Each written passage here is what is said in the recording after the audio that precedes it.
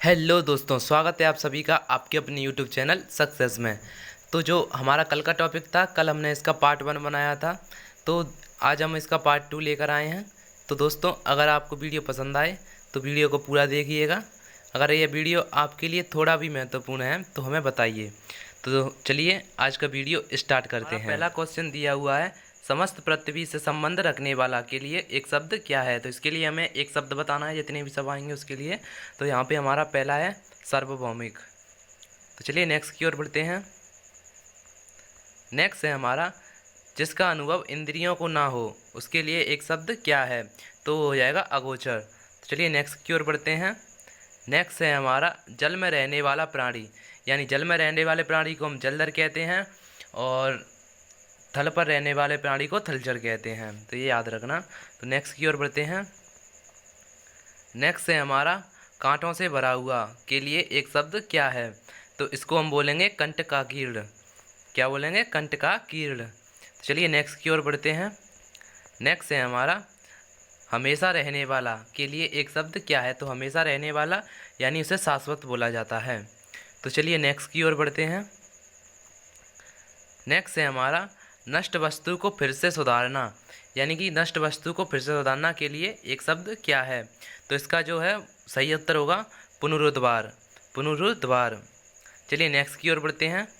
Next है हमारा, इधर उधर घूमता हुआ सन्यासी के लिए एक शब्द क्या है। तो इसके लिए जो एक शब्द हो जाएगा वो होगा परिव्राजक। परिव्राजक इसका राइट आंसर है।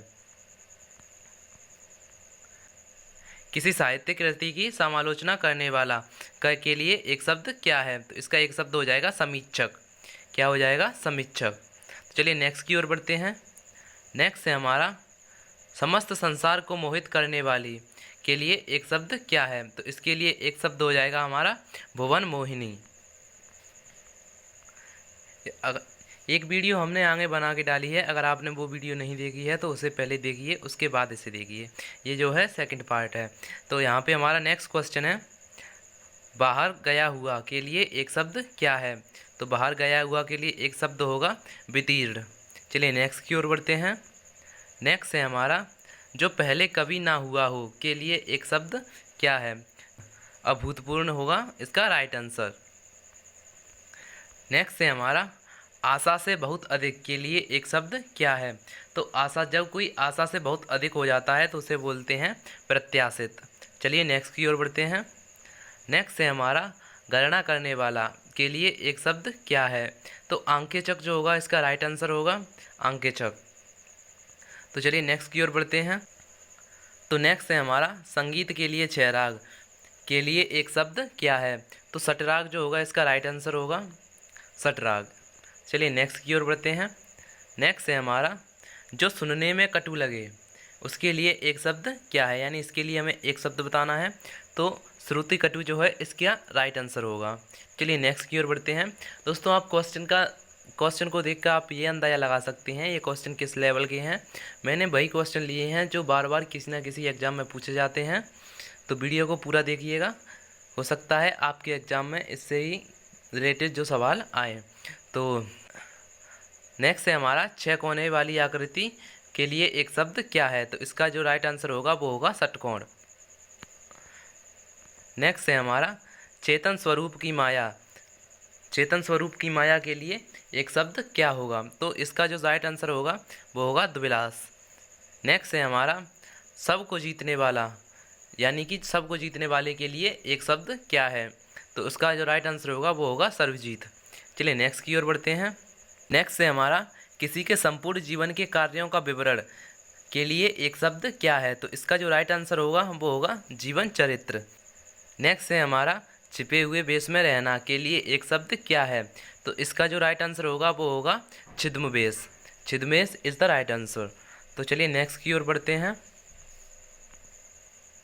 नेक्स्ट है हमारा, जो खुद के मत को ही मानता हो, यानी कि जो खुद के मत को मानता हो उसके लिए एक शब्द क्या होगा। तो इसका जो राइट आंसर होगा वो होगा आत्मभिमत। आत्मभिमत इसका राइट आंसर है। तो चलिए नेक्स्ट की ओर बढ़ते हैं। नेक्स्ट है हमारा, जिसके आने की कोई तिथि ना हो उसके लिए एक शब्द क्या है। तो अतिथि इसका राइट आंसर होगा अतिथि। चलिए नेक्स्ट की ओर बढ़ते हैं। नेक्स्ट है हमारा, सब शिव का उपासक, शिव का उपासक के लिए एक शब्द क्या है? तो शिव का उपासक है उसके लिए एक शब्द होगा शैव। चलिए नेक्स्ट की ओर बढ़ते हैं। नेक्स्ट है हमारा बिना अधिकार के पराई वस्तु को काम में लाना के लिए एक शब्द क्या है? तो बिना अधिकार के पराई वस्तु को काम में लाना के लिए एक शब्द है जो है परिभोग। परिभोग इसका सही जवाब है। तो चलिए नेक्स्ट की ओर बढ़ते हैं। तो नेक्स्ट हमारा सवाल है जिसका संबंध उपन्यास से हो के लिए एक शब्द क्या है? तो इसका जो राइट आंसर होगा वो होगा उपन्यासिक। उपन्यासिक इसका राइट आंसर है। चलिए नेक्स्ट की ओर बढ़ते हैं। नेक्स्ट है हमारा ऐसा बयान जो शपथ सहित दिया जाता है के लिए एक शब्द क्या है? तो हलफनामा जो है इसका राइट आंसर है, हलफनामा। क्वेश्चन है हमारा पाप करने के बाद स्वयं दंड पाना यानी कि सुबह खुद ही दंड पाना, इसका एक शब्द क्या है? तो इसका प्रायश्चित जो है इसका राइट आंसर है प्रायश्चित। चलिए नेक्स्ट की ओर बढ़ते हैं। नेक्स्ट है हमारा जो किसी के पक्ष में ना हो उसके लिए एक शब्द क्या है? तो तटस्थ जो है इसका राइट आंसर हो जाएगा तटस्थ। चलिए नेक्स्ट की ओर बढ़ते हैं। नेक्स्ट है हमारा नीति ज्ञान रखने वाला के लिए एक शब्द क्या है? तो इसके लिए नीतिज्ञ जो है इसका राइट आंसर हो जाएगा नीतिज्ञ। चलिए नेक्स्ट की ओर बढ़ते हैं। नेक्स्ट है हमारा शत्रु की हत्या करता है के लिए एक शब्द क्या होगा? तो शत्रुघ्न इसका राइट आंसर है। चलिए नेक्स्ट की ओर बढ़ते हैं।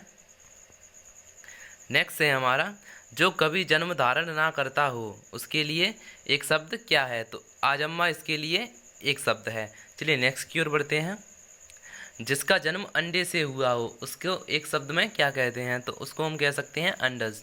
तो चलिए नेक्स्ट की ओर बढ़ते हैं। नेक्स्ट है हमारा जिस पर किसी ने अधिकार प्राप्त कर लिया हो के लिए एक शब्द क्या है? तो इसके लिए जो एक शब्द हो जाएगा अधिकृत। अधिकृत इसका राइट आंसर है। तो यहाँ पे हमारा नेक्स्ट क्वेश्चन है जिसके टुकड़े ना हो सकें के लिए एक शब्द क्या है? तो इसके लिए अखंडनीय जो है इसका राइट आंसर है अखंडनीय होगा।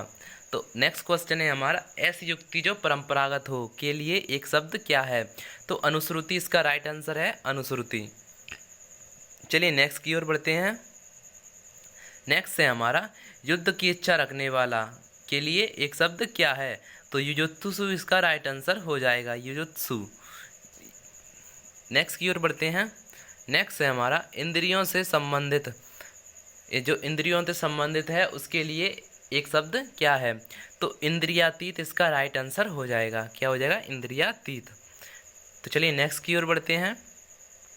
नेक्स्ट है हमारा दक्षिण पूर्व के बीच की दिशा के लिए एक शब्द क्या है? तो आग्नेय जो है इसका राइट आंसर हो जाएगा आग्नेय। तो चलिए नेक्स्ट की ओर बढ़ते हैं।